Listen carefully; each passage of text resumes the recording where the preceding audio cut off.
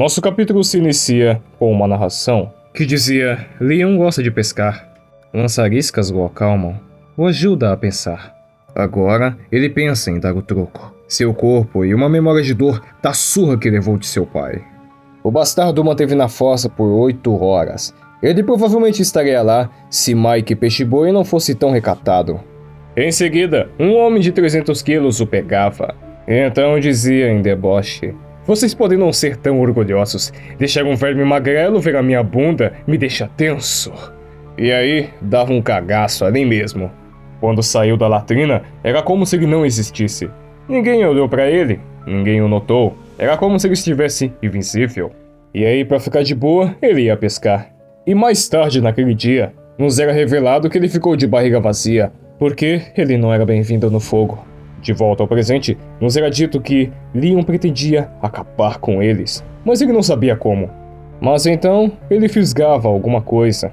Ele pensava ser um peixe gordo perfeito para o jantar. E aí, ele puxava. Mas quando ele via, era a cabeça de um crosshead. E você que é ateu, passe a repensar sobre seus ideais. Pois ele pediu por respostas e veio a solução. Se você não acredita em milagres, passe a acreditar.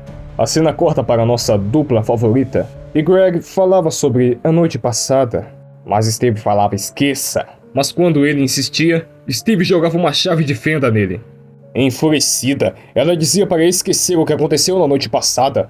E o ameaçava, dizendo que se ela o pegasse olhando para ela, a coisa ia ficar feia. Aí ele perguntava: então você não acha melhor eu ir embora?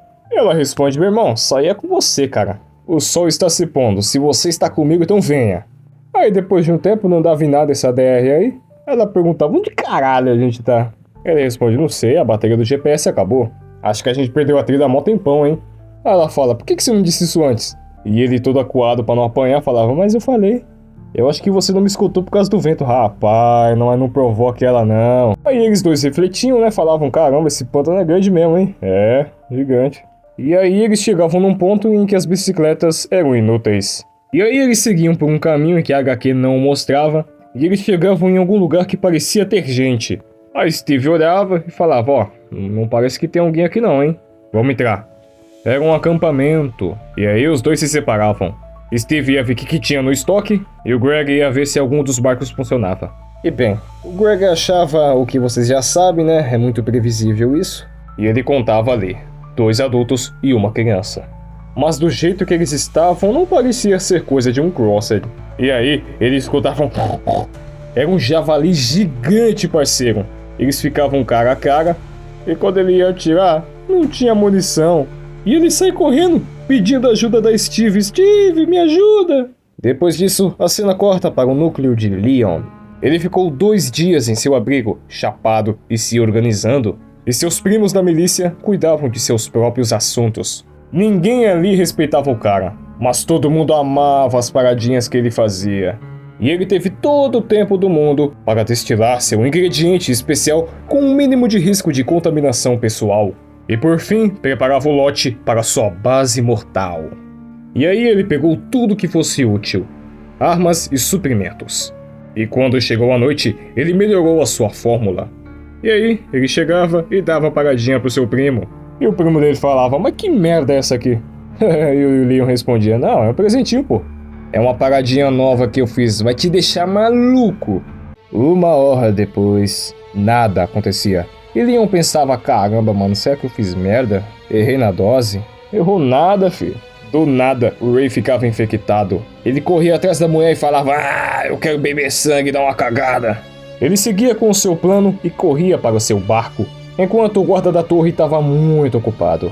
Ele deixava um monte de explosivos ali e cabum, aí ele se mandava. A cena corta abruptamente para as gêmeas e elas encontram um barco afundado. Elas ficavam desconfiadas, né, porque vai que alguém tá na casa delas, ou melhor, na cabana delas. E dali elas sentiam o cheiro da erva. E a Ashley, eu acho, dava o binóculo para sua irmã. E ela via o maconheiro cheirar na calcinha delas, rapaz. E aí as duas planejavam encurralar o cara. E aí a Ashley confrontava o maconheiro. Ela chegava falando: não, relaxa aí, pô, se eu fosse realmente perigosa, você já estaria morto. Aí o cara: real. Ela se abaixava e falava: aí, posso dar um tapa? Ele, claro. Pra falar nisso, meu nome é Leon, beleza? Ela se sentava e falava, eu sou Ashley. E a Ashley chegava atrás dele com um rifle automático engatilhado. E aí, obviamente, ela cobrava o cara, né? Ameaçando ele e tudo mais. Aí o vagabundo falava, não, em minha defesa, eu não invadi a casa de ninguém. Eu só tava aqui procurando um abrigo e tudo mais. Como é que eu ia saber que alguém morava aqui? Aí a Ashley falava, você saberia por causa das nossas roupas, ô imbecil. E a Ashley também pergunta, você tá fugindo de quem, hein, Leon? O Leon responde que tava fugindo de alguns idiotas. E a Ashley perguntava sobre a explosão que elas tinham ouvido. E também sobre o barco afundado. Aí ele falava, não, é que a gasolina tinha acabado, aí eu vim remando até aqui com um bote. Aí todo mundo ficava de boa. E a Ashley perguntava, você sabe como sair daqui? Ele respondia que sim.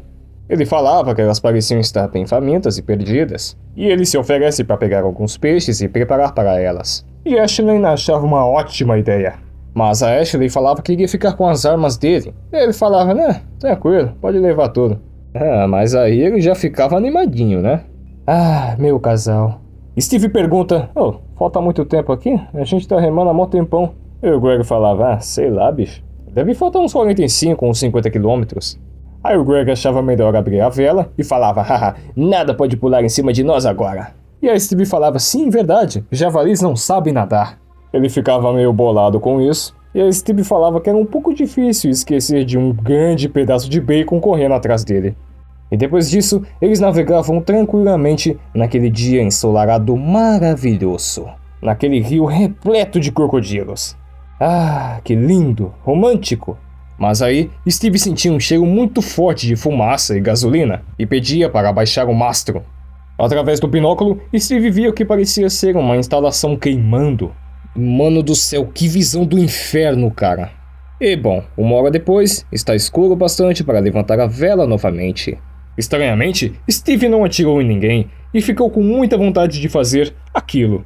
Ela falava em seguida que era melhor navegarem durante a noite e se estocarem na margem durante o dia. Isso limitaria a exposição a ameaças. O Greg concorda, mas então eles escutavam barulhos de cães.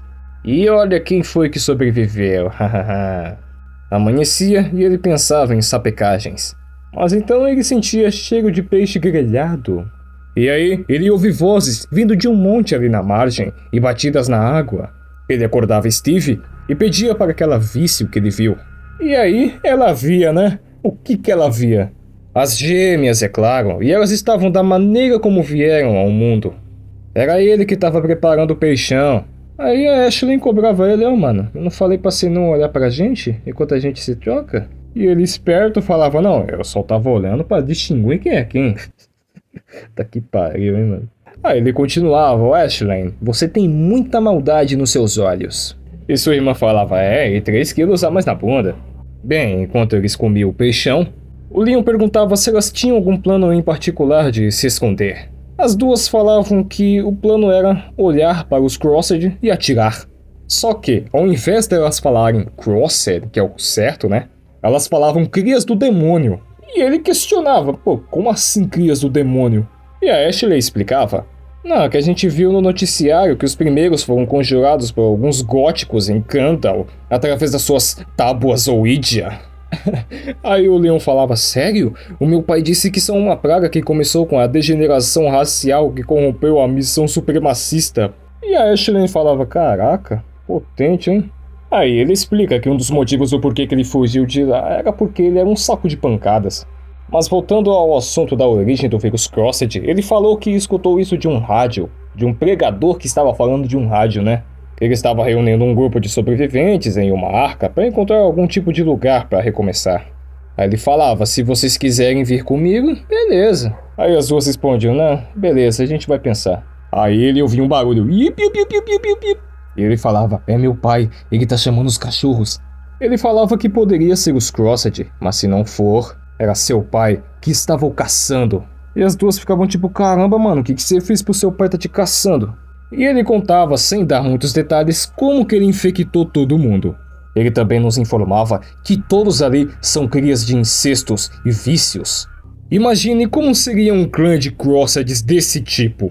E o último painel nos mostrava exatamente isso. Fim do capítulo 3.